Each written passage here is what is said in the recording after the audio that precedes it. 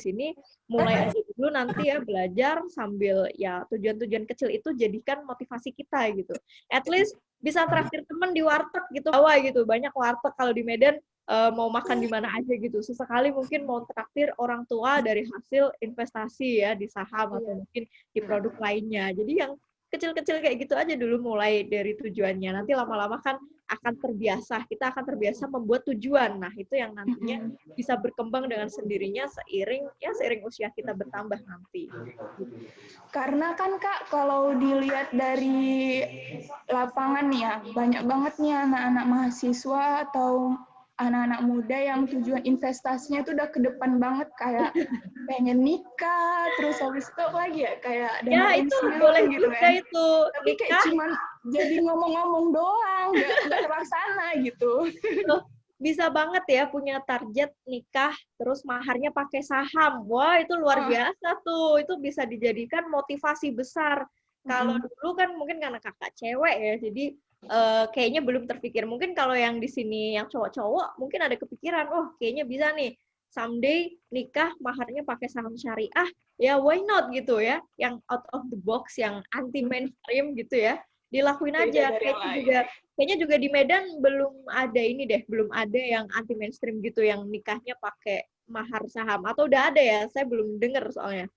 Waida belum dengar juga sih. Ya, belum ya. Gitu. Nah, sebenarnya teman-teman yang nonton ini yang nantinya jadi yang pertama nih. Makanya. Terus nih Kak, Waida juga pengen tahu dulu waktu pertama kali Kakak investasi itu jenis investasinya apa ya? Kalau dulu awal-awal kakak karena langsung ikut sekolah pasar modal, jadi pasar modal itu yang kakak jadikan instrumen investasi pertama, khususnya saham waktu itu ya.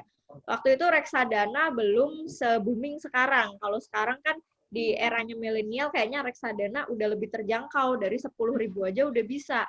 Tapi zaman kakak dulu untuk reksadana masih agak lumayan gede ya, apalagi di luar itu, misal kayak obligasi atau suku yang sama-sama produk pasar modal. Dan di zaman itu yang paling terjangkau buat kantong kami, para mahasiswa, yaitu saham. Karena dari 100.000 udah bisa, dan beli satu lot doang udah bisa. Ini yang akhirnya menarik para mahasiswa seperti saya akhirnya waktu itu untuk terjun. Jadi kalau dikatakan instrumen pertama apa gitu sepanjang investasi, pasti jawabannya adalah saham gitu. Itu instrumen pertama saya ya waktu awal belajar investasi dan menjadi seorang investor di pasar modal, itu langsung beli saham. Tapi kalau yang Wahida lihat sekarang ya, kayaknya itu kebalikan dari jam yang lalu, yang maksudnya kayak sekarang tuh lebih banyak orang yang ke reksadana. Contohnya kayak anak-anak muda gitu. Benar, karena di sekarang mungkin karena ini ya, lagi hype, booming ya, reksadana dari 10.000 udah bisa, terus bisanya online di mana-mana juga udah bisa ya. Itu akhirnya memudahkan ya milenial sekarang banyak bermulainya malah dari reksadana, kebalikan dengan zaman kakak dulu malah mulainya awal dari saham. Dan itu reksadana belum bisa online ya, masih harus offline ke cabang-cabang kayak gitu ya. Belum seenak sekarang lah zamannya. Tapi nggak masalah so far ya, karena reksadana kan salah satu dalam pasar modal juga. Sama-sama di dalamnya ada reksadana saham juga, ada reksadana campuran, reksadana obligasi, ataupun pendapatan tetap, pasar uang, macam-macam produknya. Jadi menurutku nggak masalah, mau dimulai dari reksadana dulu boleh, mau mulai dari saham dulu boleh, dua-duanya nggak masalah, mana aja dulu. Masih masuk kantong mahasiswa semua, aku rasa milenial. Ya. Dan ini juga berkaitan sama ini ya Kak, mungkin ya, saham itu kan lebih buat kayak dak-dikduk gitu loh, kayak sekali naik-naik, sekali turun-turun gitu. Jadi buat orang-orang tuh kayak mikir berapa kali gitu untuk saham gitu. Iya, itu persepsi orang di luar sana yang belum praktek ya. Mereka menganggap bahwa saham ini kok nakutin sih, naik turun itu persepsi orang awam, wajar seperti itu. Tapi ketika nanti teman-teman udah praktek sendiri, buka rekening saham di salah satu sekuritas ya, terus ngerasain beli saham satu lot aja ya minimal ya, Itu nggak seperti itu. Yang namanya pergerakan harga saham memang ada setiap hari, naik turun, tapi bukan berarti kita harus mantengin tiap hari. Nggak ada gitu, nggak ada aturan seorang investor saham itu harus mantengin yang namanya pergerakan harga saham itu tiap detik. Nggak ada, itu kayaknya buang-buang waktu. Saya pun juga nggak seperti itu. Kita namanya investasi, kalau udah beli saham, misal teman-teman pengen beli apa nih? Oh, saya pakainya Telkomsel, saya pengen belinya saham Telkom gitu misal.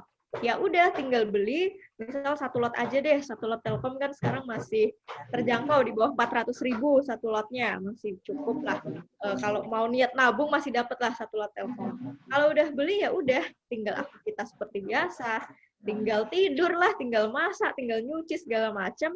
Nggak ada intervensi ataupun regulator yang menyuruh kita untuk pantengin itu saham Telkom tiap hari naik turun bla bla bla segala macam, itu nggak ada. Kita investasi itu kan tujuannya kita beli bisnis perusahaan tersebut. Itu mindset yang harus kita benahi. Jangan beranggapan investasi saham itu suatu pekerjaan yang harus dipantengin setiap hari pas jam bursa Senin sampai Jumat. Itu enggak. Kita kan enggak kerja di bursa, jadi ngapain kita mantengin ya? Kita kan investasinya aja.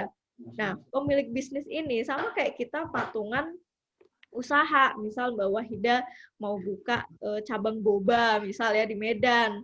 Butuh modalnya 20 juta, ada duitnya cuma 10 juta. Nah, kan 10 jutanya lagi pasti akan jual sahamnya atau alias nawarin kepemilikan bisnis boba itu tadi, entah ke saudara atau ke teman-teman. Sama seperti halnya di saham itu seperti itu, cuma skalanya lebih gede. Kita miliki bisnisnya sekelas Unilever, sekelas Telkom, bla bla bla segala macam. Jadi hanya beda skalanya. Pada dasarnya sama-sama patungan bisnis. Jadi perusahaan untung ya kita untung, perusahaan rugi kita rugi, sama-sama menanggung gitu ya. Jangan egois. Nanti mentang-mentang kita beli perusahaan nih, amit-amit terus perusahaannya bangkrut. Kita nuntut balik, duitnya harus balik 100% ya nggak bisa. Namanya juga patungan usaha. Jadi untung bareng, rugi juga bareng gitu Wahida. Jadi berarti itu cuma persepsi orang yang belum yang belum mengikuti saham itu. Betul, persepsi orang luar kan hanya melihat, oh itu ada orang invest saham, buka laptop isinya angka grafik, buka HP isinya angka grafik, ngapain sih dipantengin kayak gitu ya. Persepsi orang luar kan kayak gitu. Padahal kalau yang udah praktik nantinya nggak seperti itu gitu. Investasi saham seperti kita membeli bisnis suatu perusahaan gitu. Intinya kita, yaudah nih, aku punya modal segini, aku mau beli bisnisnya dia walaupun cuma satu lot.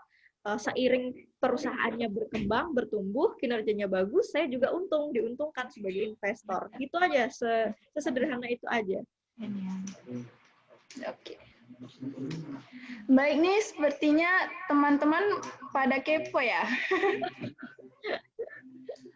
Boleh kalau misalnya teman-teman pada mau nanya, boleh di raise hand di Zoom ya. Di unmute-kan aja suaranya, nggak apa-apa. Sebutkan nama sama universitasnya. Tapi kita lanjut dulu nih tanya jawabnya. Dikit lagi ya, sabar ya teman-teman. Seru ya kalau udah pengen tahu juga pengalaman sama perjalanan dari awal investasi kakak hingga sekarang yang menjadi insya Allah seorang motivator banyak orang ya. Dan mengedukasi orang-orang tentang investasi. Bisa dong Kak sebutkan investasi apa saja yang dijalani dari awal sampai sekarang? Yang dijalani dari awal sejauh ini paling ya saham dan reksadana ya. Suku sedang juga pengen diversifikasi ke suku karena nyarinya kan memang yang syariah ya sejauh ini. Jadi paling ya masih sebatas itu. Ya ke depan juga mungkin pengen punya target investasi di properti juga, tapi mungkin karena awal mulanya udah jatuh hati sama dunia pasar modal, jadi akhirnya produk-produk investasi yang dipegang sampai sekarang pun juga masih belum keluar dari zona pasar modal, masih produk-produknya ya saham, reksadana ada ETF juga sekarang, reksadana dalam bentuk online, jadi itu bisa jadi alternatif juga nih buat teman-teman milenial yang merasa mungkin kantong pas-pasan tapi pengen beli investasi yang bagus, ETF itu bisa jadi salah satu alternatif itu. Baik. Udah banyak pertanyaan nih Kak. Kayaknya pada pengen tahu semua nih. Oke, teman-teman audiens yang saya banggakan, yang ingin bertanya kepada Kak Friska, boleh di-unmute suaranya.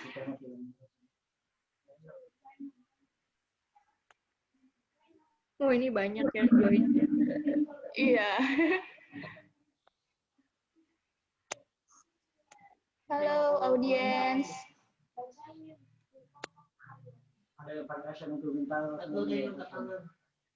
Oke, Kalau chat juga kayaknya sepertinya udah banyak ya. saya bacain aja kali ya. Iya, boleh dari atas dulu mungkin ya. Oke.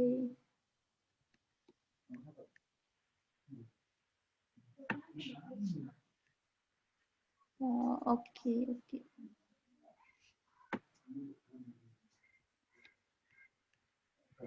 Nika, ada pertanyaan dari Vivin Dia.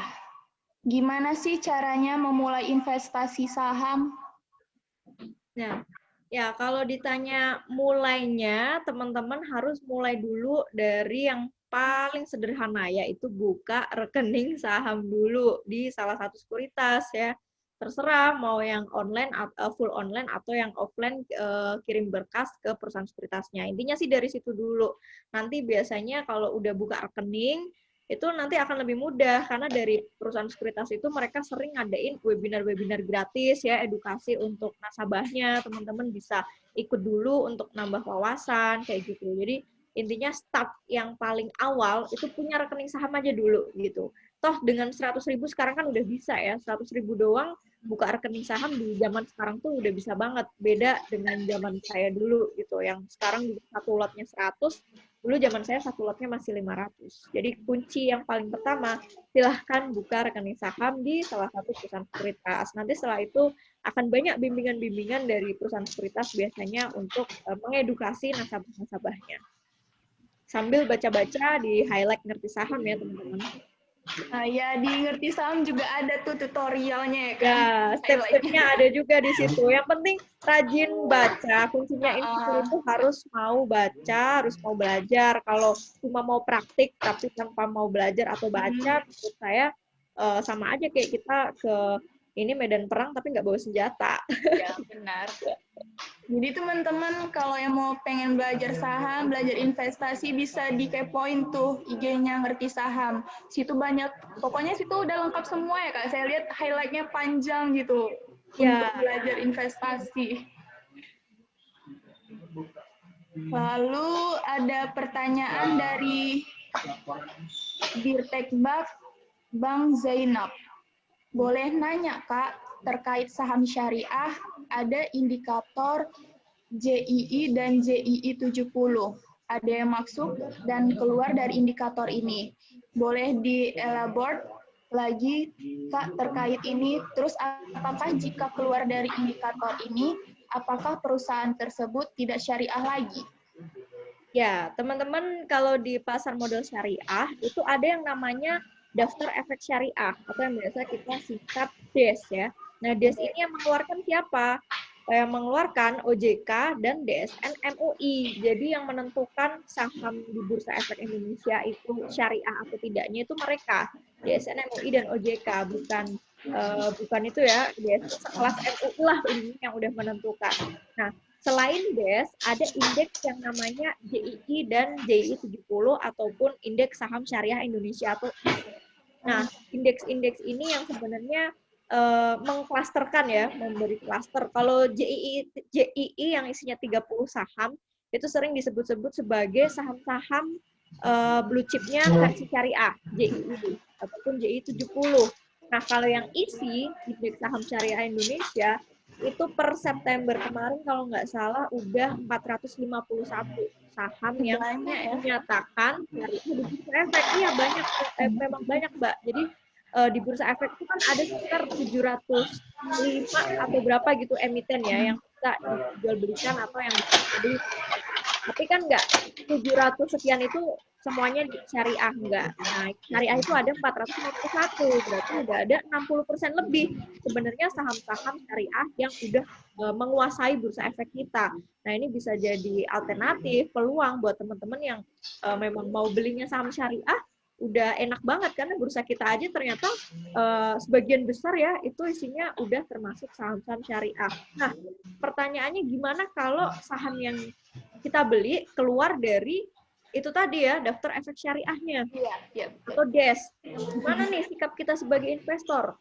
Ya, itu balik ke iman masing-masing sebenarnya. Jadi gini ya, kalau misal yang baru-baru ini aja deh, sekelas Astra Internasional baru dinyatakan keluar dari daftar efek syariah. Itu banyak juga investor-investor yang galau ya. Aduh, ini gimana nih udah terlanjur udah terlanjur beli Astra, ternyata bulan ini Astra dikeluarin dari daftar efek syariah. Nah, banyak yang nanya saya juga, gimana baiknya Mbak? Ya, saya tanyakan balik, ya tinggal keimannya aja. Kalau emang masih mau istiqomah tetap pegangnya saham syariah, ya silahkan segera jual saham Astranya. Terus nanti langsung ganti atau switching, belikan ke saham-saham lain yang tetap syariah dan mungkin masih ada potensial. Jadi tergantung imannya masing-masing. Kalau emang ternyata kayaknya masih sayang-sayang gimana gitu belum bisa jual, ya udah keep. Tapi berarti ada saham yang syariah di dalam portofolionya, itu aja. Tapi saran saya kalau emang mau di jalan yang belinya saham-saham syariah, ya segera jual saham yang udah keluar dari daftar efek syariah, segera switching ke saham-saham yang syariah tetap ya, dan tetap masih potensial. Itu kan banyak ya, saham syariah kan tadi 450-an, jadi nggak usah bingung ada satu saham yang keluar, kenapa kita harus bingung? Pilihan lainnya aja masih ratusan. Nah, terkait pertanyaan teman kita yang tadi dan jawaban kakak, kayaknya saham-saham syariah itu ada selalu pembaruan ya, Kak? Ya, diperbaharui sama DSN MUI itu 6 bulan sekali daftar efek syariah. 6 bulan sekali. Ya, jadi setahun ada 2 kali perbaruan. Nah, kalau boleh tahu nih Kak, di bulan-bulan apa saja sih itu pembaruannya itu? Bulan Februari dan satu lagi berarti bulan 8 ya, Agustus. Agustus ya. Februari dan Agustus berarti. Berarti di situ pembaruan ada masuk saham syariah, ya, ada yang juga masuk, ada yang keluar. Ya, betul Mbak Ida. Karena pasti kan MUI kan punya indikator mereka masing-masing ya. Maksudnya untuk men-screening sahamnya ini berdasarkan indikatornya masih layak nggak dinyatakan syariah atau enggak. Makanya harus ada perbaruan di tiap 6 bulan itu. Nah Kak, terkait yang kakak katakan tadi nih, kan kita sekarang udah dipermudah sama sistem-sistem aplikasi untuk ini ya, untuk investasi. Nah di situ tuh kira-kira terperbarui sendiri nggak sih itu saham-saham itu? Ya, otomatis. Jadi ketika teman-teman kalau mau beli saham syariah kan teman-teman dianjurkan untuk buka rekening sahamnya yang syariah atau istilahnya ke sekuritas yang dia punya fasilitas syariah online trading system atau SOTS. Nah, di SOTS ini udah secara otomatis ketika 6 bulan sekali itu DES MUI mengeluarkan update ini data saham, mereka sistemnya juga pasti akan diupdate juga mengikuti DES yang udah diterbitkan sama MUI. Jadi udah lebih mudah. Di negara kita ini negara yang megang satu-satunya ya platform online trading syariah. Kalau di luar negeri sana, kita mau berinvestasi atau beli saham syariah, tetap rekeningnya rekening konvensional, rekening sahamnya. Nah, bersyukurlah kita Indonesia satu-satunya nih negara di dunia lah ya yang punya sistem syariah sendiri untuk sahamnya. Jadi kurang beruntung apa kita ya hidup di Indonesia, mau berinvestasi saham syariah pun udah dimudahkan dengan adanya platform khusus syariah. Sekarang Malaysia dan lain-lainnya aja sedang proses ingin meniru gitu ya platform syariah yang seperti di kita. Oke, udah terjawab ya teman audiens. Nika ada pertanyaan lagi dari Berliani Ulrika. Kak mau tanya dong, anak SMP boleh beli saham nggak? SMP boleh beli saham, tapi KTP-nya berarti harus KTP orang tua. Karena kan belum 17 tahun. minimal teman-teman buka rekening saham kan harus udah punya IKTP dan buku rekening tabungan atas nama pribadi yang sesuai dengan identitas KTP. Jadi kalau belum punya keduanya, ya mau nggak mau pakai KTP dan rekening tabungan orang tua. Tapi yang mentransaksikan atau yang praktik itu kita sendiri. Itu nggak apa-apa, asal seizin orang tua ya jangan diem-diem gitu. Oke, berarti harus ada perwakilan lah ya kan, Kak? Ya, betul. Diwakilkan dulu kalau masih di bawah 17 tahun. Berarti anak SMP udah punya semangat untuk investasi tuh. Keren ya? Ya, udah keren itu. Luar biasa, ternyata ada SMP ini yang ikut. Lalu ada pertanyaan dari Ali Umar, UIN Universitas Islam Negeri ya? Ya, UIN. Dari Riau. Oh, Riau. Kak Friska bisa bantu info dong 1 atau 2 emiten saham yang bakal jadi multi-bagger di Desember atau 2021 terkait pengen isu-isu yang ada back dari terpilihnya Joe Biden, Omnibus Law, dan vaksin corona. Terima kasih. Kalau di saat pandemi kayak gini mah mudah teman-teman kalau mau beli saham. Beli aja saham-saham blue chip ya, bisa ambil dari di indeks CII atau indeks LQ45 kalau yang konven ya, atau yang campuran. Itu tinggal pilih salah satu di antaranya atau salah dua lah ya. Dan pilih yang year to date-nya itu masih minus. Artinya apa? Kalau year to date-nya masih minus, berarti dia masih ada diskon nih. Diskon gimana? Dia belum balik ke harga awal sebelum pandemi. Nah, itu yang bisa jadi sasaran empuk ya buat para investor-investor di masa pandemi kayak gini. Itu sebenarnya ada peluang di balik krisis lah ya. Bisa dibilang setiap krisis itu pasti akan ada peluang. Nah, contohnya peluangnya bisa kita tangkap di pasar saham.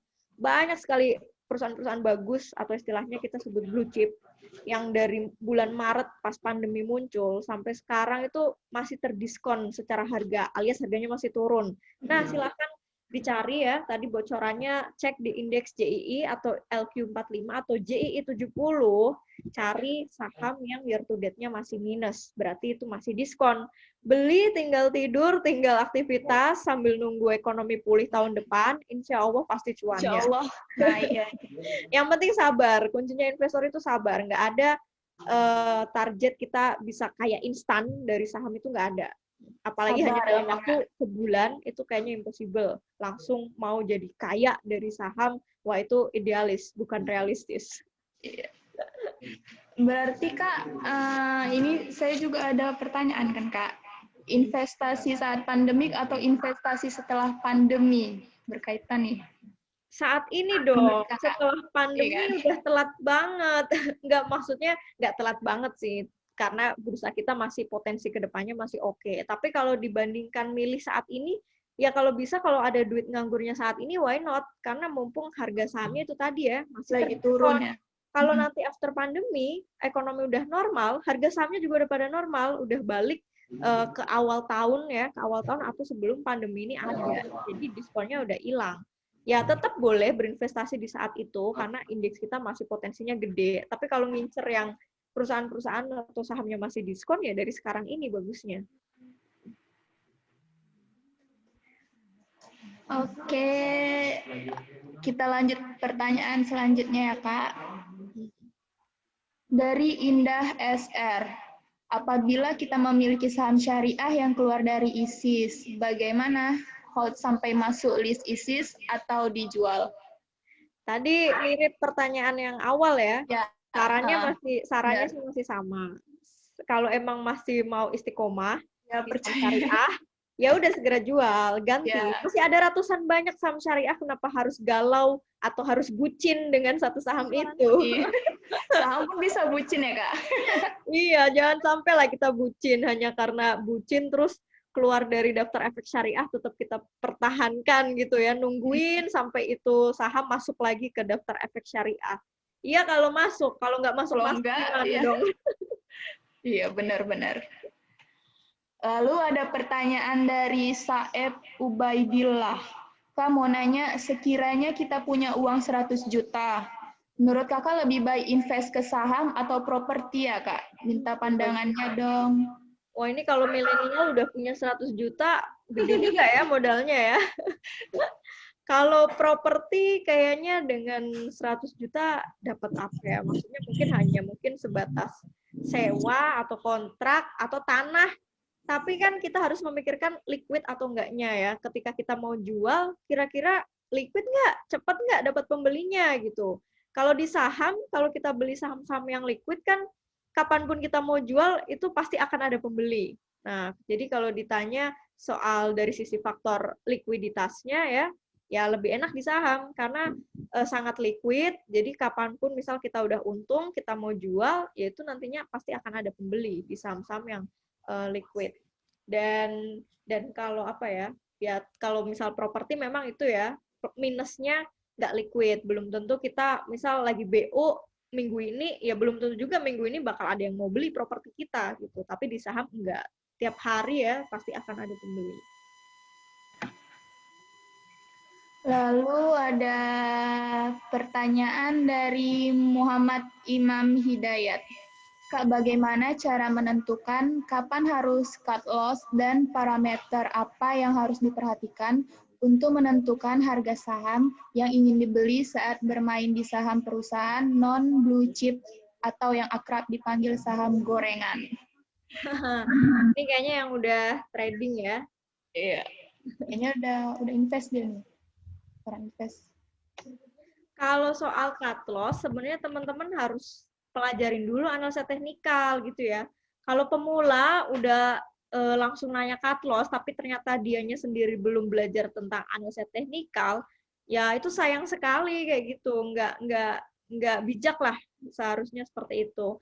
Kalau di teknikal itu ada sendiri ya, misal cut loss, kalau misal udah tembus supportnya sekian, supportnya udah ditembus sekian. Jadi ilmunya lebih complicated ya. Paling saya hanya bisa menyarankan coba baca bukunya Pak Edianto Ong, judulnya apa? Technical Analysis for Mega Profit. Itu belajar analisa teknikal dari nol untuk pemula seperti teman-teman yang tadi pengen belajar soal cut loss lah, pengen belajar support resisten, itu bisa dipelajari di situ. Tapi kalau masih pemula belum sama sekali baca tentang teknikal, itu mendingan jangan dulu untuk trading ya, mending nabung saham dulu. Baik, untuk Muhammad Imam Hidayat sudah terjawab ya pertanyaannya. Saya pun kurang ngerti yang ini karena saya masih pemula. Iya, pemula nabung saham dulu aja. Iya.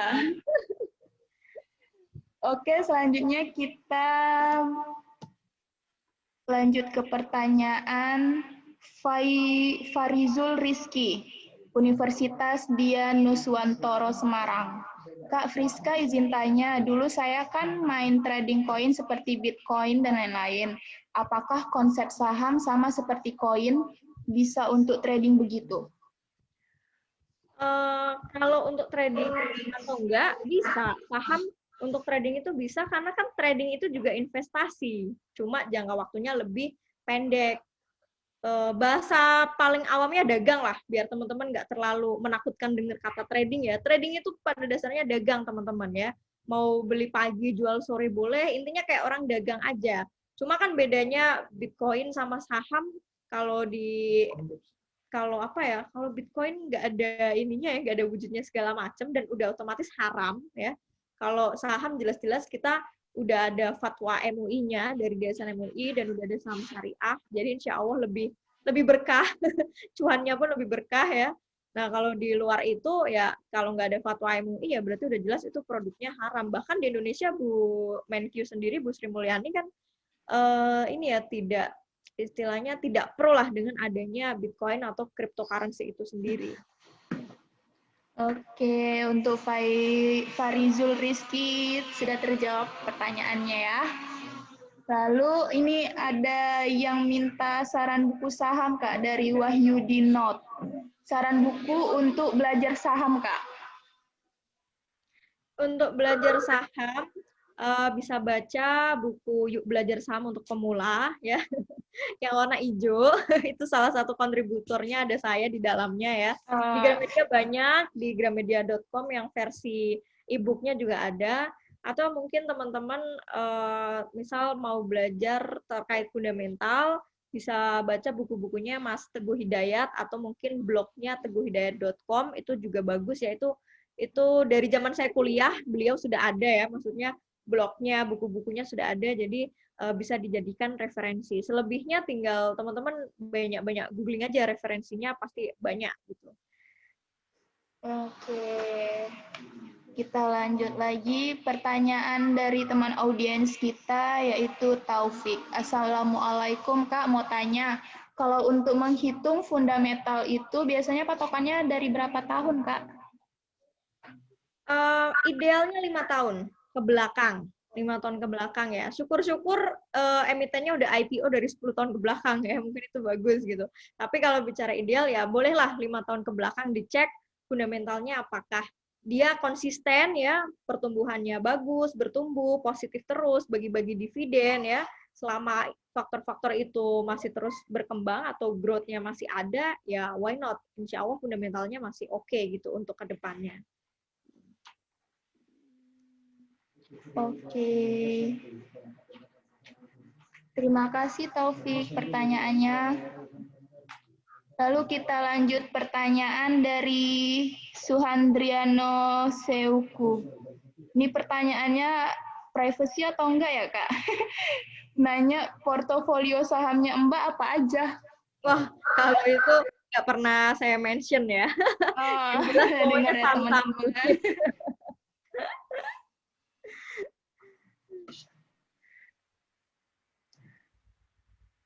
Oke.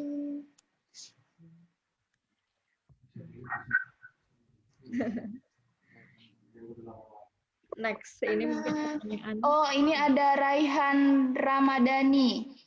Ingin bertanya langsung sepertinya ya.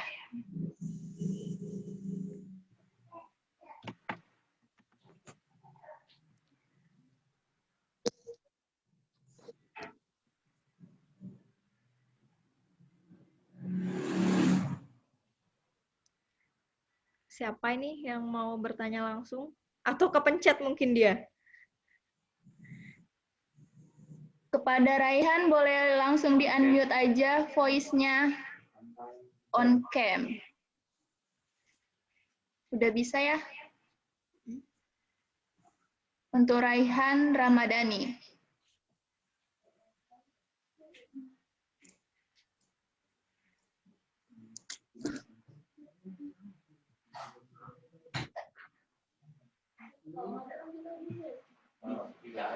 Kalau tidak aja, kita lanjut lagi aja ya pertanyaannya. Banyak banget nih pertanyaannya.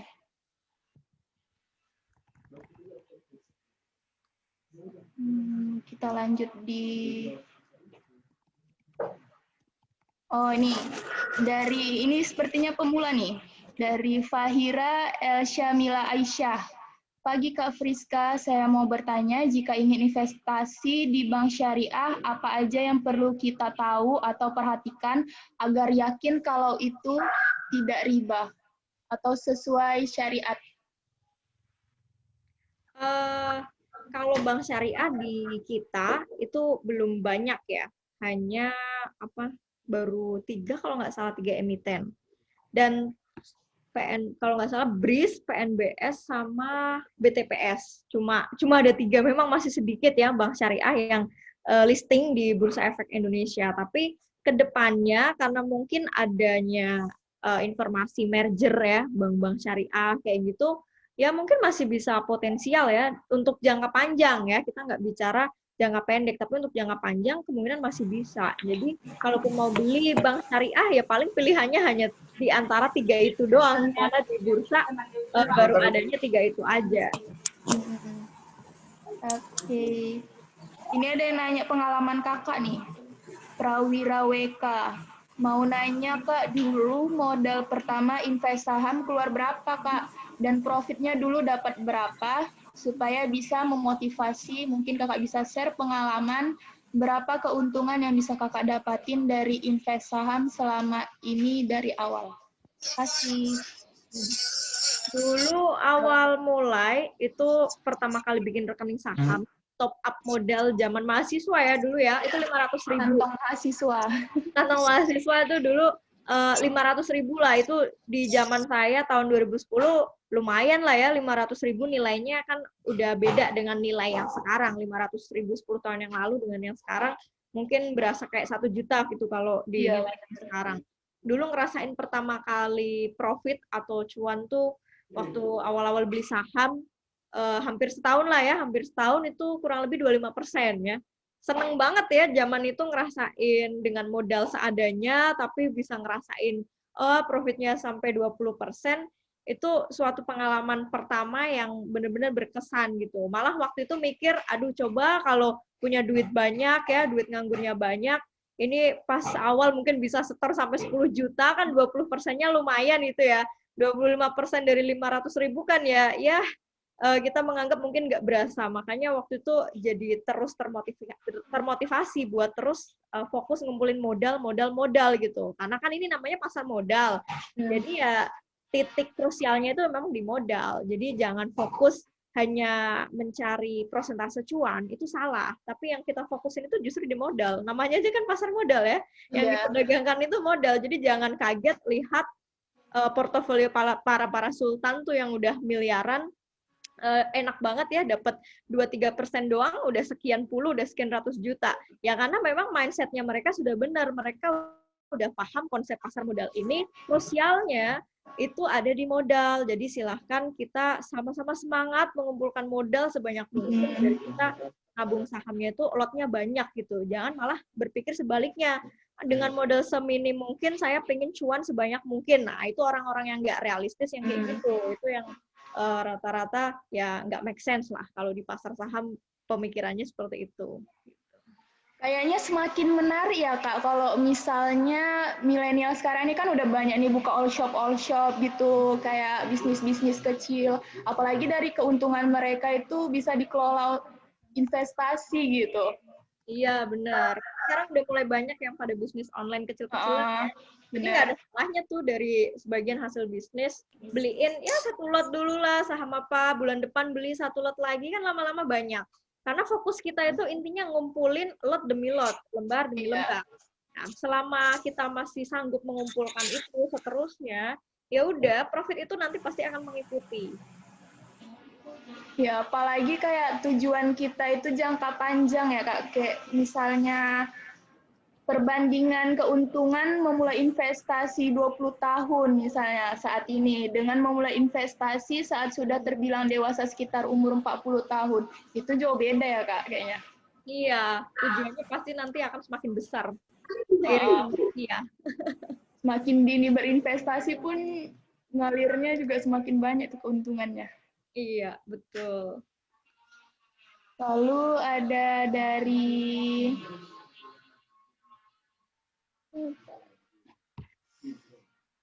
banyak banget.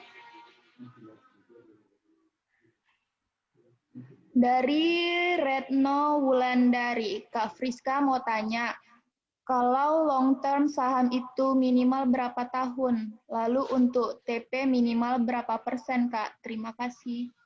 Ya, kalau yang namanya long term itu idealnya di atas 1 tahun, teman-teman ya. Jadi kalau kita udah beli saham, kita hold udah sampai setahun, ya itu udah bisa dikatakan jangka waktu yang lumayan panjang ya. Maksudnya investasi jangka panjang. Dan kalau bicara soal angka untuk kapan jualnya atau take profitnya, ya terserah teman-teman kayak gitu. Kalau saya pribadi sih saya nggak pernah matok besaran angkanya berapa ya. Saya selalu berpikiran kalau ngerasa segini udah cukup, ya saya jual kayak gitu. Nanti selebihnya mungkin saya bisa pindah beli ke saham lain atau beli saham itu lagi, buyback istilahnya ya, beli saham itu lagi nanti kayak gitu. Jadi nggak ada patokan di angka berapa kita harus take profit atau jual. Tapi intinya selama kita untung dan kerasa udah cukup, karena nggak boleh serakah ya. Karena rata-rata pemula itu belum bisa manage rasa greedy atau serakahnya di situ. Jadi kadang terlalu idealis, saya mau jualnya kalau udah profit 100%, atau mungkin saya mau jualnya pokoknya kalau udah profitnya sampai sekian ratus persen. Pokoknya yang kadang di luar nalar lah, nggak masuk akal kayak gitu. Jadi intinya berapapun persentase keuntungan, ketika kita merasa udah cukup dengan modal sekian, imbal hasilnya udah oke, udah di atasnya inflasi, udah di atasnya mungkin return-nya IHSG setahun ini, ya monggo aja dijual, nggak masalah. Karena investor itu punya kebebasan yang seluas-luasnya. Bebas untuk apa? Bebas untuk beli dan bebas untuk jual kapanpun dia mau. Yang penting prinsipnya satu, sebisa mungkin kita nggak jual rugi. Itu yang namanya investasi. Jual untung. Iya, jual untung lah harusnya kalau investor. Benar. Lalu ini pertanyaan pemula juga nih dari Ferdinand, Universitas Sumatera Utara. Izin bertanya Kak Friska, apakah untuk membeli saham itu harus dibayar per bulan atau cukup sekali saja pun bisa? Terima kasih. Saham itu nggak perlu dibayar, tapi dibeli. Beli ya, betul. Dan ini pertanyaan bagus juga. Kalau bicara soal waktu, itu juga lagi-lagi nggak ada patokan sakleknya ya. Harus beli tiap bulan atau harus beli tiap minggu, itu nggak ada. Karena lagi-lagi investor itu bebas. Tapi buat pemula untuk memudahkan memudahkan menjadi habit ya, investment society-nya itu kebentuk ya di dirinya dia. Itu paling nggak coba ya minimal sebulan sekali gitu. Sebulan sekali beli 1 lot saham A, bulan depan beli 1 lot saham B. Biasanya nanti kalau lama-lama culture-nya udah terbiasa kayak gitu, nanti biasanya tiap ada duit malah dia beli-beli terus gitu. Ya, jadi terus tiap bulan gitu ya. Bisa jadi ntar tiap minggu ada duit nganggur, beliin lagi. Oh, pas 2 minggu kemudian ada duit nganggur, beliin lagi. Akhirnya nanti lama-lama karena udah terbentuk habit yang tadinya tiap bulan, akan terbiasa ya, bisa karena terbiasa, ya udah seterusnya malah akan ketagihan gitu. Ah, mau shopping deh, shopping saham gitu ya. Udah bukan lagi nanti sering check out-nya di Tokopedia atau Shopee dan lain-lain, tapi sering check out-nya di ke saham masing-masing gitu. Itu kan lebih berfaedah ya karena nambah nilai aktif kita nantinya. Gitu. Nggak ada patokan khusus kapanpun. Tapi kalau di awal-awal mau mencoba belajar konsisten, ya sebulan sekali itu udah yang paling bagus. Oke.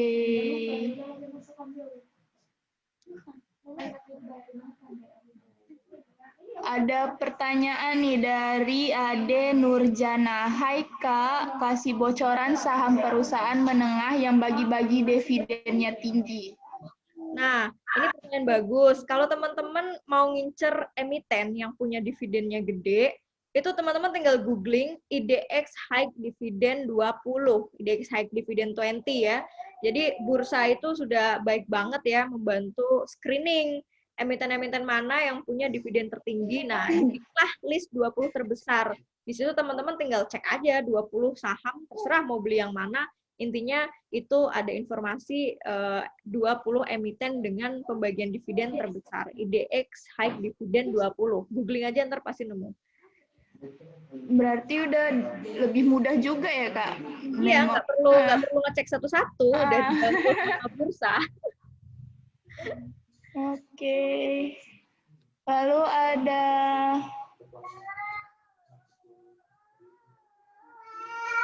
dari Ian Iqbal. Bukan bedanya. Beda Huan Hakiki Picu 5. Bedanya saham syariah sama konvensional apa ya, Kak? Maaf, maksudnya telat. Bedanya syariah sama konven itu ya di beda labelnya sebenarnya ya. Pada dasarnya pasarnya sama-sama di Bursa Efek Indonesia. Pasarnya itu nggak terpisah. Dari sekian 700 pasar yang ada di emiten yang ada di bursa, itu kan di split lagi ya, mana yang syariah, mana yang konven. Nah, yang syariah itu tadi ada 400 sekian, 50 sekian. Nah, sisanya itu berarti yang konven. Jadi pembedanya hanya di labelnya aja sebenarnya dari DSN MUI.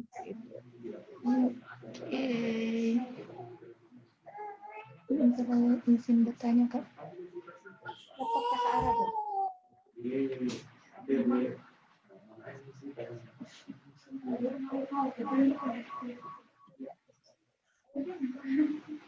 Ya, dari Nindi Agnes, SMK Negeri 5 Semarang. Oh, anak SMK.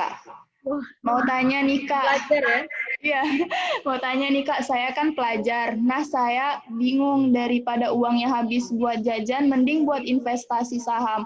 Buat kedepannya, nah menurut Kakak, untuk saat ini mending saham BBRI atau BNI, Kak? Wah, itu dua-duanya bagus. Kalau bisa dua-duanya, kenapa enggak? Kalau bisa dua-duanya, kenapa enggak? Iya.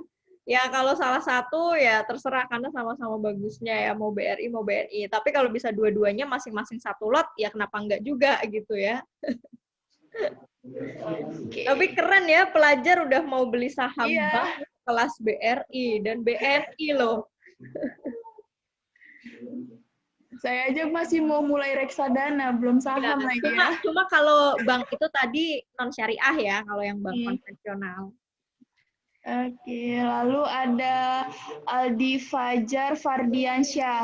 Mau nanya Kak, menurut Kakak saham sektor apa saja yang cocok bagi para mahasiswa? Dan untuk mahasiswa itu lebih baik metode value investing atau growth investing?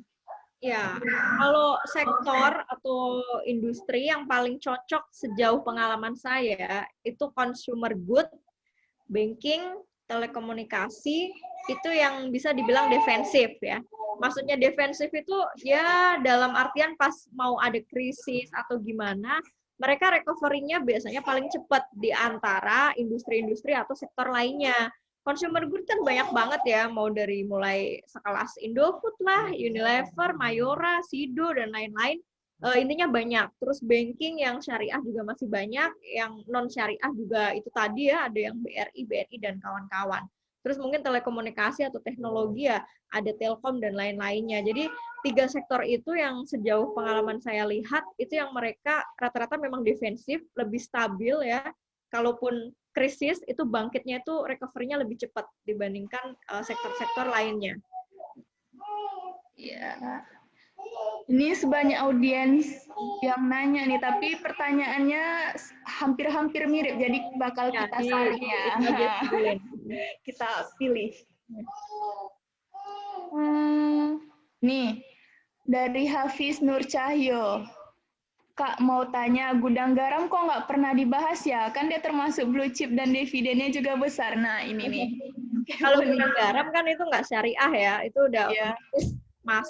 masuk lagi otomatis keluar dari daftar efek syariah. Jadi ya jarang ada bahasan saham-saham non syariah ketika kita bicara tentang saham syariah. Jadi otomatis ya jarang sekali dibahas gitu. Lagian mungkin harganya juga udah lumayan ya dibilang dari sisi blue chipnya di antara yang lain dia udah terbilang lumayan tinggi gitu dibandingkan yang blue chip lainnya yang sekelas banking, consumer yang masih lebih terjangkau. Nih Kak, Wahida juga pengen tahu, ini kan kalau merokok itu kan nggak haram ya, cuman kenapa kok sahamnya itu nggak masuk syariah? Mungkin apa ya, aku juga nggak tahu persis kenapa MUI menentukan. Mungkin ya pastinya MUI menentukan itu karena lebih banyak mudaratnya daripada manfaatnya mungkin. Iya. Dari saham itu entah mungkin prosentase hutangnya dia jauh lebih besar ya, hutang konvensionalnya dibandingkan pendapatannya segala macam. Persentase itu yang mungkin menentukan akhirnya menyimpulkan saham-saham rokok itu nggak dimasukkan ke dalam kategori saham syariah. Oke.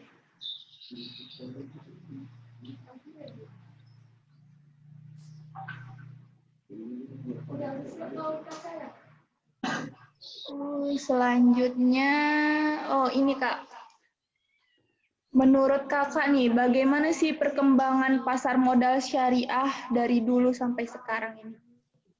Perkembangannya sangat amat pesat, luar biasa banget ya. Kalau kemarin teman-teman mungkin sempat ikut Syariah Investment Week ya dari IDX Islamic, itu kalau kita lihat data-datanya itu pesat banget. Dari zaman saya waktu dulu 2010, pasar modal syariah itu sama sekali belum terdengar gitu di telinga-telinga kami para investor. Masih sangat minim literasi lah di zaman itu. Nah, mulai kayaknya 5 tahun ke belakang ya, 5 tahun terakhir ini, Bursa Efek gencar ya melakukan edukasi tentang pasar modal syariah. Nah, seiring ini juga kencengnya edukasi, akhirnya semakin popularitas saham syariah atau pasar modal syariah di Indonesia jadi luar biasa sekali, pesat banget jumlah investor syariahnya juga udah makin nambah dengan adanya produk saham syariah, reksadana syariah, terus suko ya, suko itu kayak ya semacam obligasi yang versi syariah gitu. Dan kedepannya aku rasa juga masih sangat berpotensi banget ya, karena syariah jadi salah satu blueprintnya negara Indonesia lah ke depan.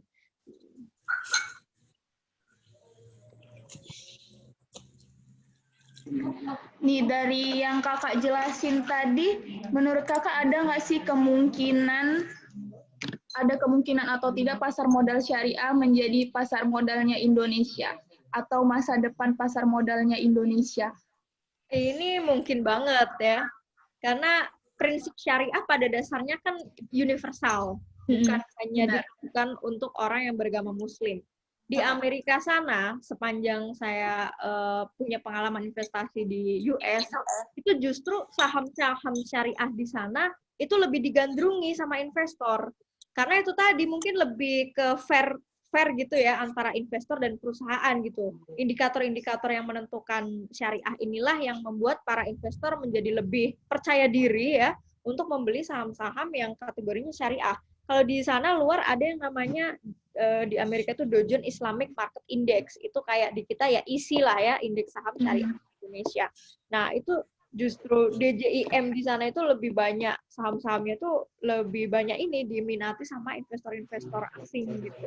Jadi konsep syariah ini sebenarnya universal, terlepas dari agama dan background apapun, karena lebih ke indikator yang ada di dalam prinsip kesyariahnya itu yang mungkin menurut para investor di kacamata mereka itu lebih adil untuk antara investor maupun perusahaan gitu. Jadi nggak menutup kemungkinan someday pasar modal syariah Indonesia akan jadi leading capital market-nya negara kita. Benar. Soalnya kan bakalan ini ya, apa namanya, saham syariah itu kan juga aman gitu. Ya, ya karena itu tadi indikatornya udah ketat banget gitu di seleksinya. Lalu ada pertanyaan dari corporate sell. Kak, kenapa banyak yang ngomong kurang bagus beli saham di periode Desember Februari? Desember Februari, kata siapa kurang bagus ya? Sepanjang pengalaman itu akhir tahun sampai awal tahun itu momen-momennya rata-rata orang pada beli saham. Karena biasanya di kuartal 1 ya, bulan Maret, April, itu banjir atau musimnya perusahaan-perusahaan bagi dividen. Nah, biasanya kalau udah mau mulai masuk musim pembagian dividen, saham itu akan cenderung naik. Nah, mereka banyak yang belinya udah dari akhir tahun ya, Desember, awal tahun Januari, terus mereka keep ya sampai jadwal-jadwal pembagian dividen keluar gitu. Itu sepanjang historinya sih seperti itu, bukan malah turun ya. Oke. Oh, ada teman kita lagi nih, Junaidi Mohmad. Diam-diam buat surprise orang tua, Kak. Mantap nih SMP sudah tertarik saham. Keren, keren yang tadi itu ya. Itu motivasi loh. Iya. Lalu dari SIP Yosaphat, Mbak, untuk sekuritas yang terbaik mungkin ada rekomendasi dan sebaiknya untuk trading dan invest dibedakan atau cukup satu sekuritas aja? Kalau yang terbaik sih kayaknya nggak ada ya. Maksudnya ya rata-rata sekuritas gitu-gitu doang sih ya. Paling cuma beda fee transaksi, beda tampilan. Jadi nggak ada perbedaan yang signifikan yang membuat ada muncul sekuritas terbaik itu kayaknya nggak ada. Jadi sama aja sih semua. Tinggal teman-teman pilih aja mau milih yang fee-nya rendah atau mau milih yang tampilannya user friendly atau yang apa berdasarkan kebutuhan teman-teman gitu ya. Masing-masing punya kelebihan lah ya, nggak bisa kita samain dan kayaknya nggak ada yang terbaik karena hampir semua bedanya tipis-tipis itu doang. Terus apa ya? Tadi cuma nanyain tuh ya, sekuritas aja ya.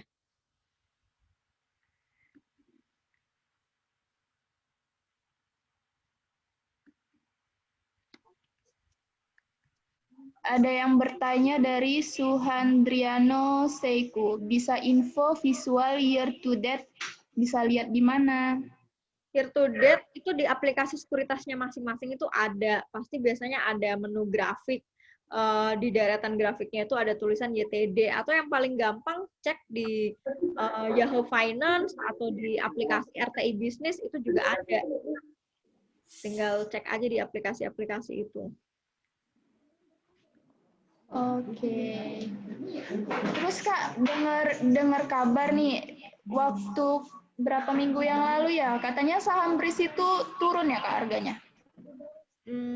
Kemarin sih malah naik ya. Mungkin yang sebelum-sebelumnya kali ya. Ini ada yang nanya dari Bud. Siang Kak, aku mau tanya. Aku baru aja mau mulai. Aku lihat pergerakan saham BRIS harganya cuman sudah sangat tinggi.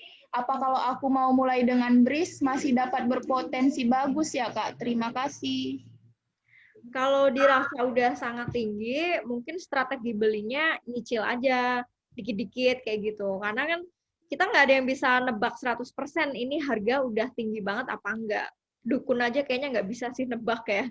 Dan kalau lihat potensi syariah ke depannya, ya kayaknya sih masih akan jauh lebih tinggi lagi harganya. Cuma kan pertanyaannya kita nggak tahu kapan itu waktunya, kapan tahunnya, dan di angka berapa kapan akan naiknya. Jadi ya strategi paling bijak kalau emang mau mengkoleksi saham-saham bank syariah, ya udah nyicil aja tiap bulan. Kan otomatis harganya nanti kan ke average sendiri gitu, nggak hanya di satu harga itu doang. Kalau pas nantinya mungkin lagi turun, ya berarti jumlah belinya harus diperbanyak. Kayak gitu aja strateginya. Oke. Nih dari Tuti Albasir, Kak Friska, apakah ada hold saham farmasi? Ada rekomendasikah saham farmasi mana yang bagus terkait vaksin? Kalau farmasi yang blue chip sih cuma Kalbe Farma ya. Di luar itu nggak ada. Paling ya cuma Enough sama apa namanya KF. Tapi kalau bicara blue chip cuma ada Kalbe. Tinggal teman-teman cross check aja itu mana yang fundamentalnya bagus dan layak untuk dikoleksi. Oke, udah terjawab ya. Lalu ada nih Haris Fadila, kayaknya ini pengikut kakak nih ya, manggilnya. Kak Mince, apa sih bedanya analisis teknikal dengan analisis fundamental? Bedanya yang jelas, kalau fundamental itu buat jadi acuan para investor jangka panjang, kalau teknikal buat acuan investor yang lebih jangkanya pendek, atau yang biasa kita sebut mereka-mereka yang trader. Dan kalau fundamental mungkin kita lebih menganalisa laporan keuangan, kalau teknikal kita lebih menganalisa grafik atau chart. Itu aja sih sebenarnya perbedaan yang paling mencoloknya. Oke. Lalu ada pertanyaan dari Adam Ashari Sugiono. Kak Mince, PER dan PBV wajar sektor konsumer berapa ya? Kalau PBV, hampir semua sektor sih rata-rata angkanya sama ya. Maksudnya untuk PBV, orang banyak mengatakan 1 itu udah cukup bagus lah, 1 sampai 1,5 kayak gitu. Jadi teman-teman tinggal sesuaikan. Saya tulis di highlight ngerti saham nomor 4, itu lebih detail lagi. Silahkan teman-teman baca aja di situ lebih detailnya. Untuk PER, PBV, ROA, ROE, dan lain-lainnya. Ini ada pertanyaan dari Cut Nabila. Kak, untuk membeli sahamnya di mana dan caranya gimana? Terima kasih Kak sebelumnya. Pertanyaannya sama ya, mirip kayak yang tadi awal. Silahkan cari sekuritasnya masing-masing ya. Terus ya udah itu buat buka rekening sahamnya di situ. Di Instagramnya Ngerti Saham udah ini semua ya, teman-teman audiens sudah lengkap semuanya. Bagi yang mau belajar cara investasi awal gimana, bisa dicek highlight-nya. Betul. Lalu ada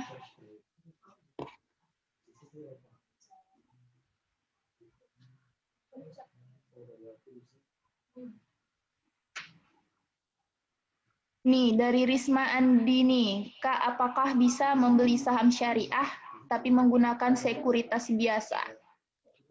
Sebenarnya sih boleh-boleh aja, cuma jadi lebih mikir 2 kali ya. Maksudnya kalau yang di rekening saham konvensional kan, kalau yang saham-saham non syariah juga masuk di situ. Nah, kalau pas kita mau beli dan kitanya lupa nggak ngecek mungkin ke DES ya, daftar efek syariah, ternyata yang kita beli non syariah kayak gitu, tapi udah terlanjur mencet buy. Tapi kalau yang di rekening khusus syariah itu enaknya kita dibantu dengan notifikasi-notifikasi.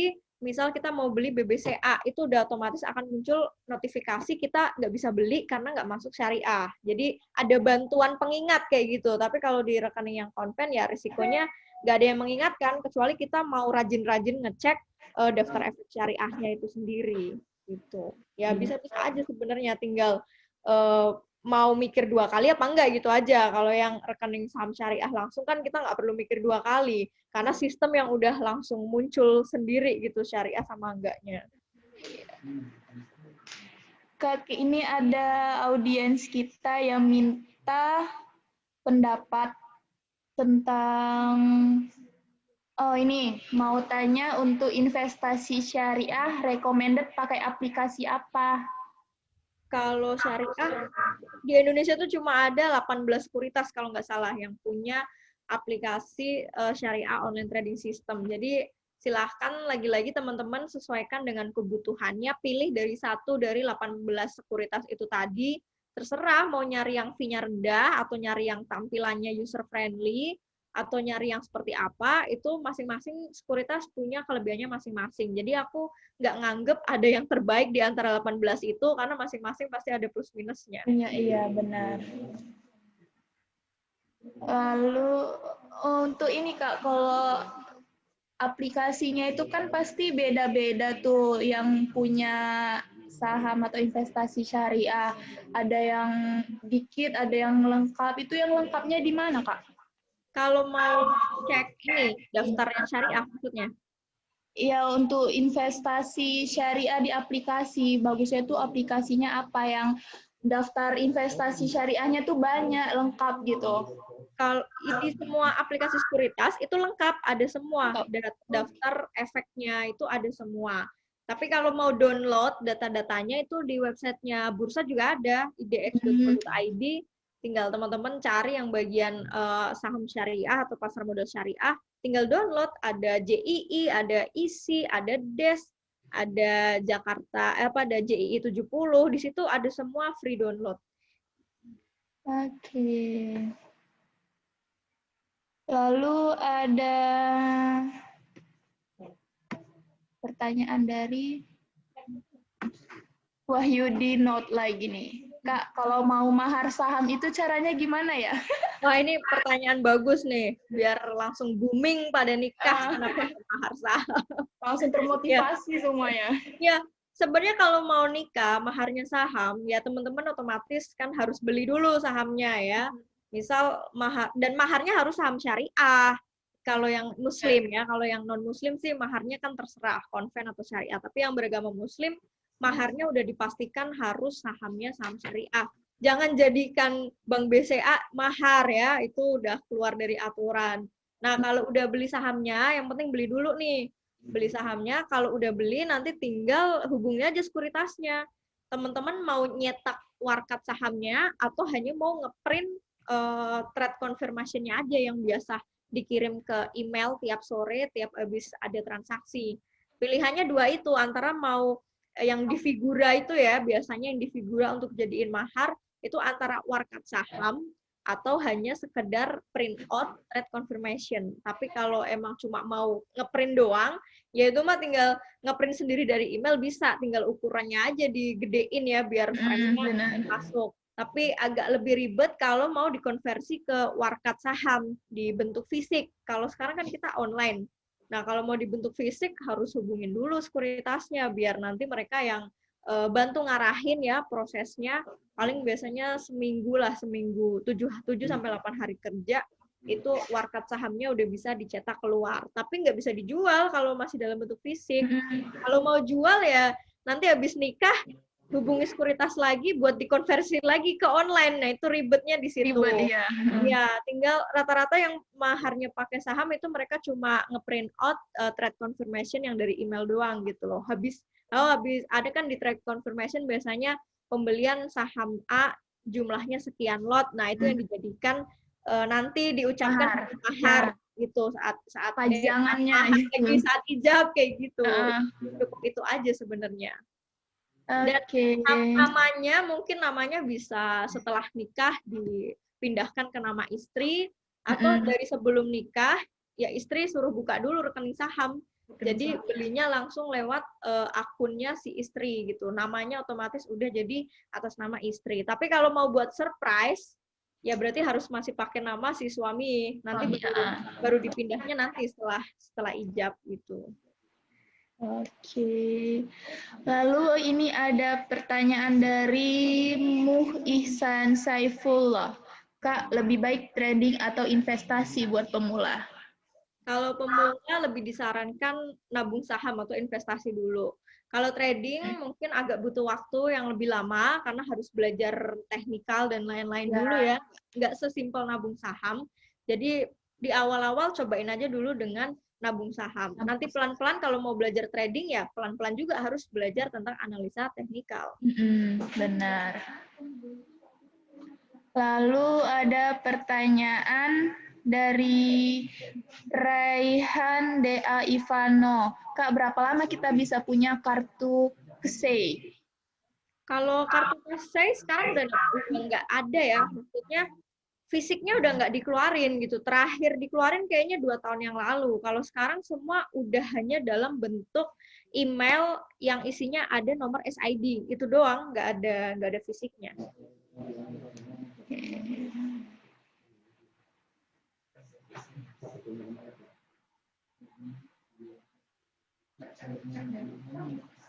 Oh, dari Nadia Dwi Arianti, sebenarnya ibu rumah tangga ini. Assalamualaikum Kak, apakah bisa untuk kami yang nggak berbasis pengetahuan ekonomis bagi mengerti dan paham tentang saham dari awal Kak, apalagi ibu rumah tangga yang mengerti. Gimana nih? Gimana pertanyaannya? Apakah bisa untuk kami yang nggak berbasis pengetahuan ekonomis yang mengerti dan paham tentang saham dari awal Kak, apalagi ibu rumah tangga? Oh, mungkin minta jelaskan ini kali ya, paham tentang saham.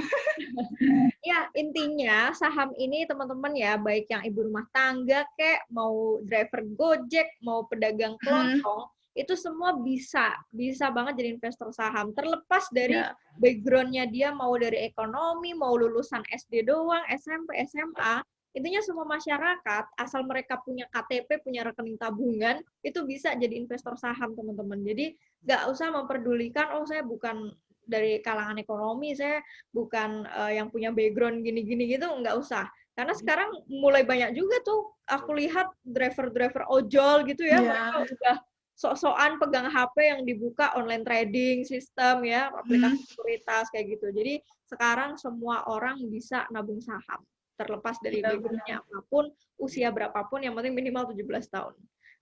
Malah kayaknya Kak, kebanyakan tuh kayak orang-orang biasa gitu punya saham gitu loh, daripada yang orang kaya, bisa dibilang kepunyaan gitu loh. Iya, benar-benar. Ya udah semakin membumi lah kalau sekarang. Benar. Lalu ada Enid Nur Eni. Mau nanya Kak, kalau dana darurat sebaiknya disimpan di mana ya?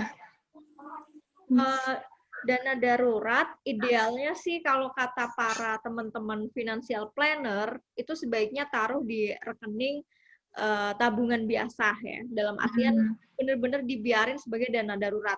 Tapi nggak sedikit juga teman-teman saya yang naruh dana daruratnya di portofolio saham mereka, tapi dengan catatan saham yang mereka simpan itu saham-saham blue chip yang liquid. Jadi waktu-waktu mereka mungkin lagi butuh dana darurat, itu bisa dijual langsung karena liquid. Jangan sampai naruh dana darurat di saham, ternyata saham yang dibelikan saham gorengan atau saham yang kinerjanya jelek-jelek. Pas kita lagi BU, sahamnya lagi nyangkut ya, karena mungkin entah disuspend lah atau harganya mentok jatuh ke 50 perak atau gimana gitu, kan risikonya lebih gede. Jadi kalaupun alternatif mau dipakai di saham ya disimpan di saham-saham yang sekiranya blue chip kayak mungkin BRI, Unilever, ICBP, Telkom dan lain-lain gitu, yang benar-benar blue chip. Oke. Kak, ini sepertinya diskusi interaktif kita terbatas oleh waktu nih, Kak. Gak berasa ya, cepet banget ngobrolin saham tuh.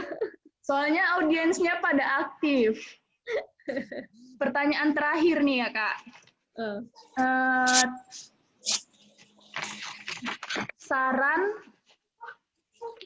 Oh, bukan ini.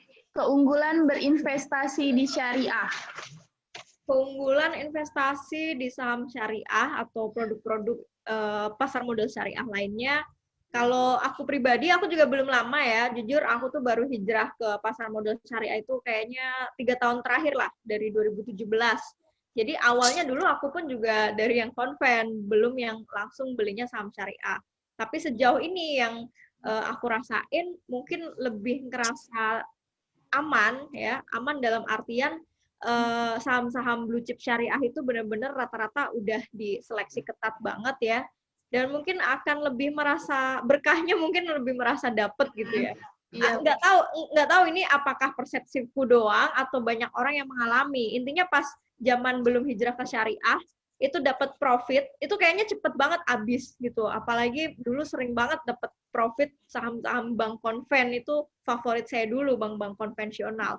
Tapi selalu aja gitu ya, cepet habis, nggak tahu berasa kemana gitu duitnya. Tapi semenjak ini hijrah ke pasar modal syariah ya kayak merasa lebih berkah, cuannya juga kayak nggak habis-habis ya, masih ada gitu ya, beda dengan yang dulunya. Jadi mungkin lebih ke ketentraman ini aja ya, tentram jiwa dan merasa lebih cuannya berkah aja gitu. Mungkin kelebihan di syariah seperti itu aja. Dan setelah melihat di luar negeri pun ternyata juga banyak investor asing yang menggandrungi saham-saham syariah, berarti nggak cuma aku doang nih ternyata yang punya pemikiran bahwa potensi saham syariah atau return-nya atau dari sisi indikator sahamnya itu lebih fair banget gitu untuk para investor.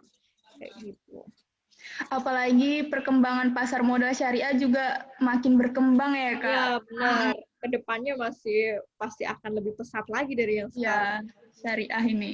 Oke, Kak, sebelum kita akhiri nih ya, boleh dong minta kata-katanya gitu untuk para audiens dan saya sendiri gitu. Kalau soal wejangan ya atau pesan, saya berpesan kepada teman-teman semua yang baru mulai. Teman-teman ibaratnya di sini baru banget mulai garis startnya ya, ibarat orang lari maraton itu baru di garis start. Saya memulai garis start itu 10 tahun yang lalu. Dan mungkin kalau dulu saya punya tipikal atau yang profilnya serakah, greedy, itu juga kayaknya sekarang saya nggak akan ada. Maksudnya mungkin saya paling hanya akan bertahan 1, 2, 3 tahun doang jadi investor saham. Tapi kenapa saya sampai sekarang masih ada? Maksudnya bukan masih ada, masih hidup ya. Maksudnya dari tahun 2010 sampai sekarang alhamdulillah masih konsisten gitu ya berinvestasi di saham. Itu karena lama-lama saya belajar ya, saya lebih banyak learning by doing ya. Saya tipikal yang nggak nunggu lama tapi sambil praktik sambil belajar. Dan akhirnya saya menemukan bahwa orang-orang yang mereka bisa survive lama di pasar saham, at least di atas 5 tahun aja ya. Angka 5 itu saya anggap angka keramat, angka krusial yang bisa menentukan dia akan bisa survive selamanya apa enggak. Ketika udah lewatin angka 5 alias 5 tahun itu, rata-rata mereka akan bisa survive selamanya karena saham ini kan bisa diwariskan. Dan ternyata kuncinya memang hanya ada di satu, kepemilihan sahamnya dan mau sabar apa enggak. Itu doang. Kalau soal milih saham jelas, saya pecinta blue chip dari dulu sampai sekarang. Jadi sampai kapanpun ya, saya akan selalu naruh uang saya di saham-saham blue chip. Saya lebih suka fokus kerja ngumpulin modal ya, dan saya kumpulin modal saya di saham-saham blue chip. Karena balik lagi ya, ini pasar modal, jadi jangan saya yang teman-teman garis bawahi itu adalah modal. Bukan lagi cuan ya, bukan lagi target prosentase return-nya harus sekian-sekian, enggak. Tapi justru target modal kita harus berapa.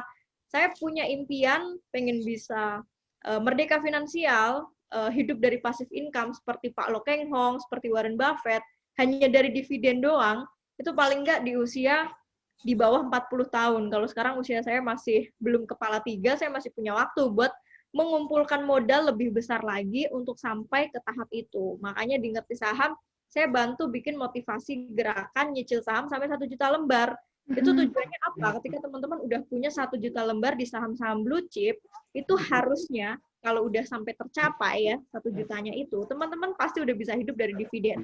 Teman-teman udah bisa makan, minum, mau beli apapun itu dari dividen doang. ataupun ya dari capital gain tanpa harus nyentuh modal.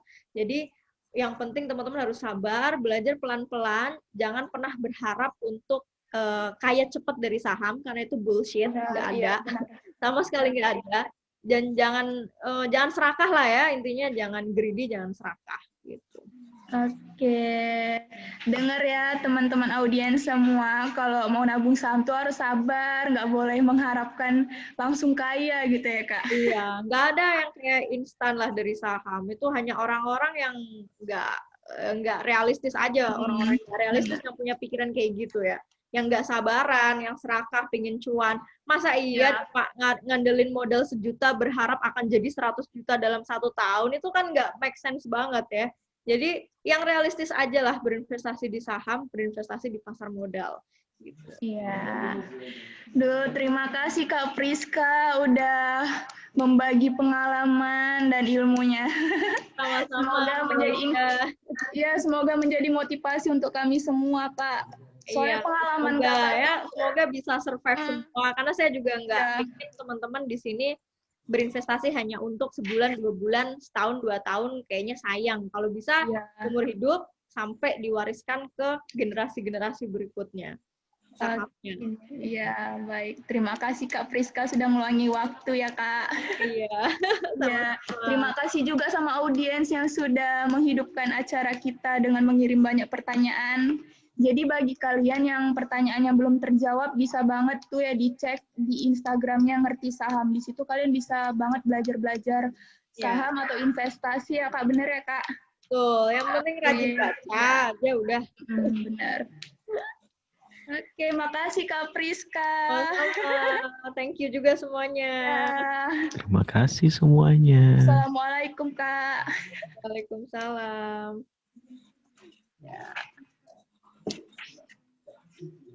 Baik teman-teman audiens semua, masih pada aktif ya?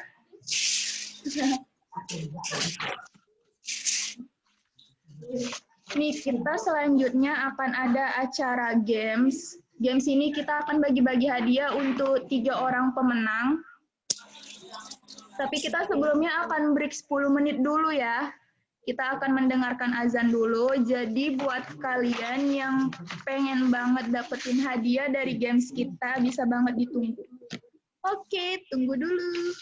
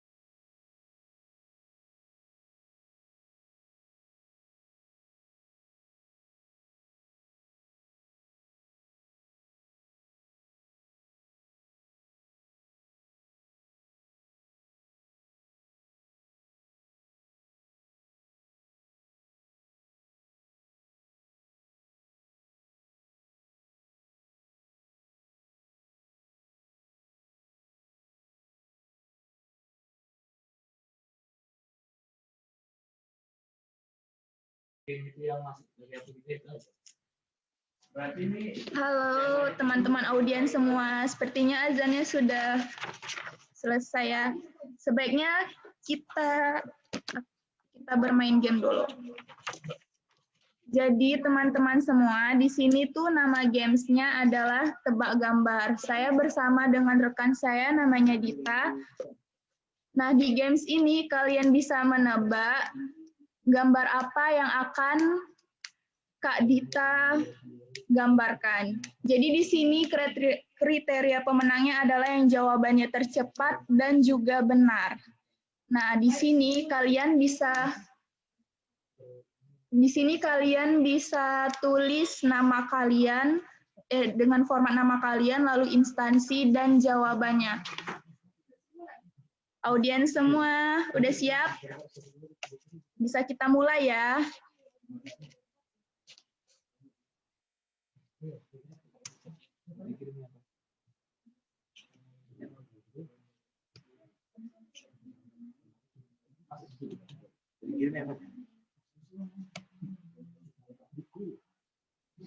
Jawabnya bisa di kolom komentar Zoom langsung ya.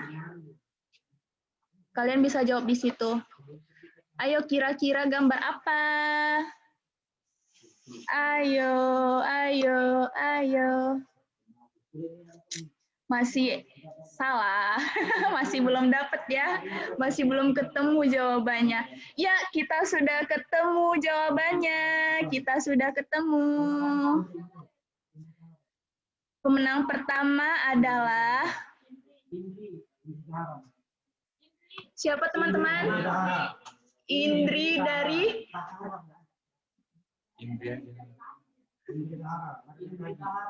Indri Tahara.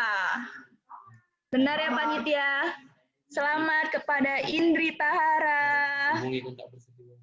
Bisa hubungi kontak person yang ada di flyer foto ini ya, foto grup WA.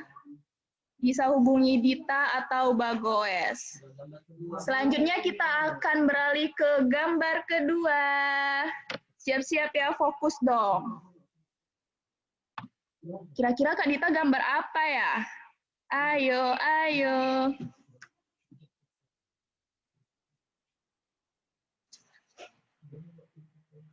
Ya, kita sudah dapat pemenangnya.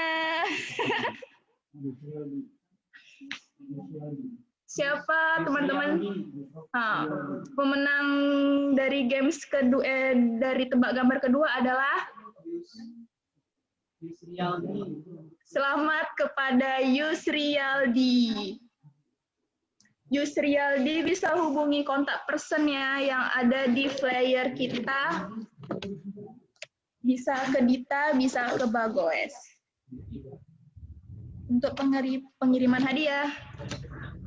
Lalu kita lanjut ke gambar ketiga, gambar terakhir. Fokus semuanya. Kira-kira gambar apa ya? Ayo. Gambar apa sih ini?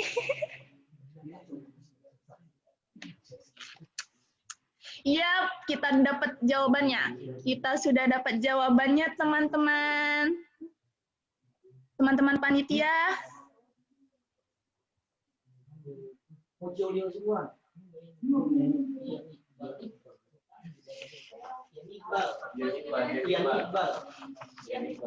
Pemenang gambar ketiga adalah Rian Iqbal. Ian Iqbal.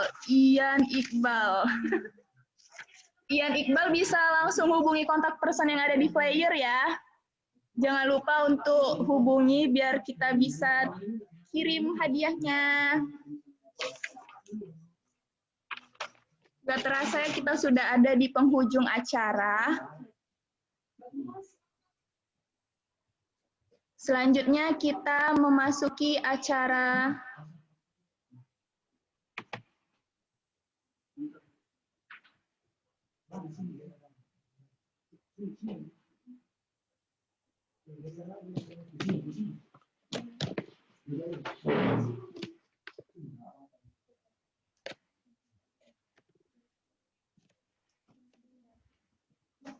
sebelum acara berakhir, kita akan lanjut ke acara pembacaan doa oleh teman kita, Bagus Sukma Anarki. Kepada Bagus Sukma, saya persilakan. Assalamualaikum warahmatullahi wabarakatuh. Baik teman-teman, saya akan memimpin doa sesuai dengan syariat Islam. Dan bagi teman-teman yang beragama lain, boleh membaca doa sesuai dengan syariatnya masing-masing. Bismillahirrahmanirrahim. Alhamdulillahirabbil alamin hamdan yu'afi ni'amahu wa yukafi majidah. Ya Rabbana lakal hamdu kama yanbahi lizalali wa zika wa azimil sultani. Allahumma sholli ala sayyidina Muhammadin wa ala ali sayyidina Muhammad. Rabbana zalamna anfusana wa ilam tarfilana wa tarhamna lanakunanna minal khosirin. Rabbana wala tahmil alaina isron kama homal tahu alal lazina min qablina. Rabbana wala tuhamilna mala taqatala nabi waqfu anna wa firlana warhamna anta maulana fasurna alal qaumil kafirin. Rabbana la tuzigh qulubana ba'da izaitana wa hab lana min ladunka rahmatan innaka antal wahhab. Rabbana firlana wal walidina wal jami'il muslimin wal muslimat wal mu'minin wal mu'minat al ahyat ilminhum wa amwat innaka ala kulli syai'in qadir. Rabbana atina fid dunya hasanah wa fil akhirati hasanah wa qinal adzabannar. Allahumma firlana junubana wa kafir ana sayyitina wa tafana ma'al abror. Subhana rabbikal izzati amma yasifun wa salamun alal mursalin walhamdulillahi rabbil alamin.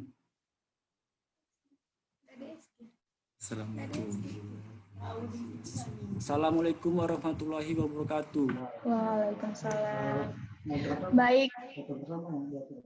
Baik, terima kasih kepada Bagus Sukma Artnarki yang telah membacakan doanya. Semoga dengan doa tersebut ilmu yang kita dapatkan hari ini menjadi berkah dan bisa kita terapkan di kehidupan kita. Alhamdulillah kita sudah sampai di penghujung acara. Saya berterima kasih kepada seluruh audiens yang sudah aktif dalam partisipasi kita di webinar ini. Saya juga berterima kasih kepada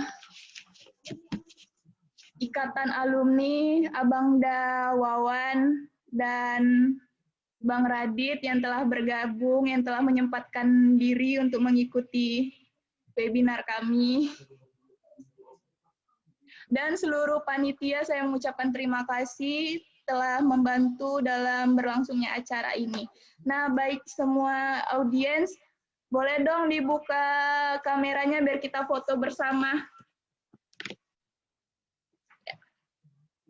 Panitia.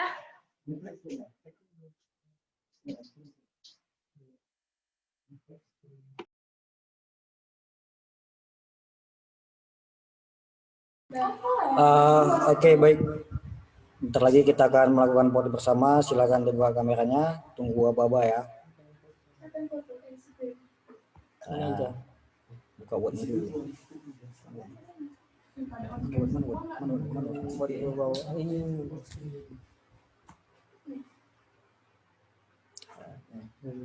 Sudah buka ini semua. Kamera udah on cam.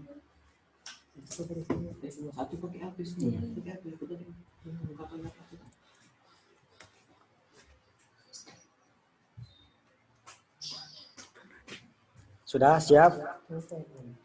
Ini kita dari yang slide pertama dulu ya. Slide pertama, oke. Sudah? 1, 2, 3. Nah, slide 1.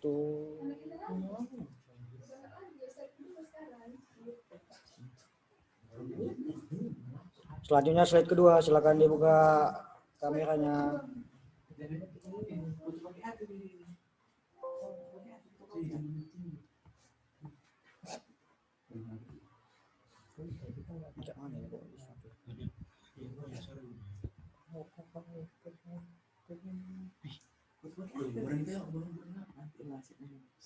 Astaga.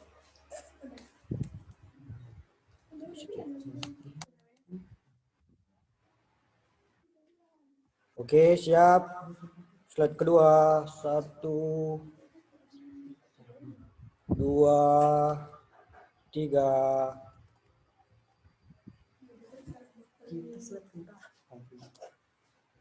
Oke, selanjut ke slide ketiga. Nggak bisa tuh. Sama doang. Pakai foto. Pakai apa kan? Ada yang pakai apa kan? Ada yang pakai apa kan? Pakai apa? Enggak. Pakai apa ya? Pakai apa? Oke, selanjutnya slide ketiga. Sudah? Siap? 1, 2, 3. Enggak mencet ada lagi bang, langsung aja itu langsung ke control V biasanya Tapi gantinya ada. biasanya enggak pakai control lagi. Nggak bisa memang. Oke, selanjutnya slide terakhir yang keempat ya. Siap? 1, 2, 3. Oke, sesi foto bersama telah selesai. Terima kasih terhadap rekan-rekan. Saya kembalikan kepada moderator. Ya, terima kasih kepada audiens semua sudah bergabung. Yang pemenang tadi jangan lupa hubungi kontak person ya, kontak person yang ada di flyer kita. Assalamualaikum, sampai jumpa. Jangan lupa isi link absen ya untuk Jangan lupa isi absen. sertifikat. Nanti sertifikat bakalan dikirim melalui email masing-masing. Link absen ada di grup ya untuk mendapatkan sertifikat. Ya, panitia pamit undur diri. Wabillahi taufiq wal hidayah. Wassalamualaikum warahmatullahi wabarakatuh. Makasih Bang Radit. Waalaikumsalam. Bang Radit. Waalaikumsalam. Makasih. Alhamdulillah. Terima kasih kepada pihak Ikatan Alumni Raditya Indradi yang telah mewakili semuanya. Sama-sama. Bang Radit setia Waida. sekali. Terima kasih Bang Radit. Sama-sama, Waida. Dan Ya, kan? sama-sama.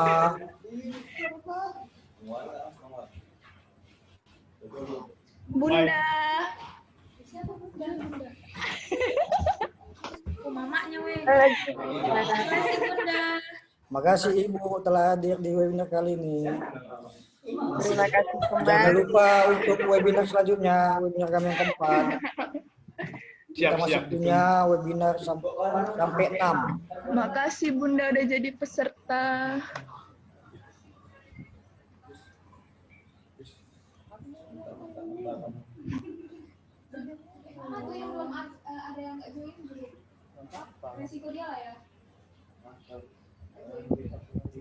Bye semua. Makasih Bang Radit. Siapa lagi? Iya ketua, sama-sama ketua. Gue ada yang ngelamar kau tadi pakai saham. Ke saham. Kalau Ada yang mau ngelamar, nanya, kau mau saham apa? kalau mau ngelamar Wida, berapa lot saham katanya? Bang Radit. Oke, bagus. Bagus. Mana Rocky bagus? Nggak tahu bang, nggak tahu. Oh, kirain sama kalian dia. Ambil Jor. Terima kasih Bang Radit. Bang Dit, Hei, sama-sama ketua. Apa ketua? Kenapa ketua?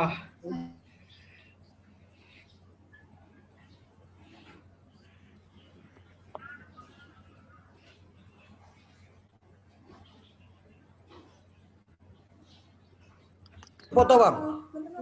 Hah? Bang Dit ikut foto.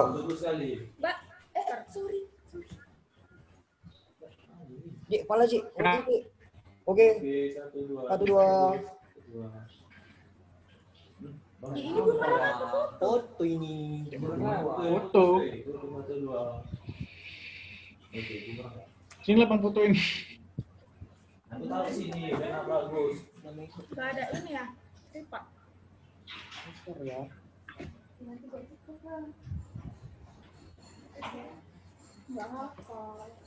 Apa namanya? Apa namanya? Apa namanya? Enggak, aku ngasih ini. Terima kasih Bang Oleh yang telah hadir. Oleh siapa?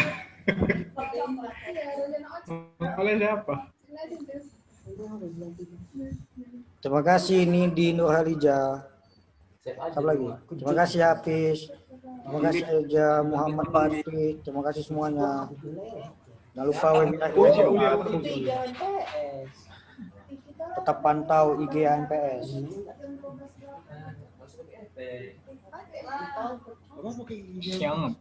Siang. Ja- Izin keluar ya kakak abang, makasih. Assalamualaikum.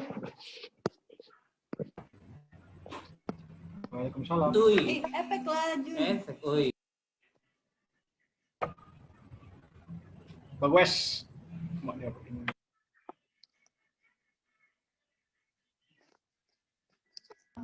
Bang Dit, sini lah bang, main bang. Kalian mau ngapain habis ini? Makan lah, lapar. Kipas ya, Jun. Apa, Bang Dit? Ya Allah.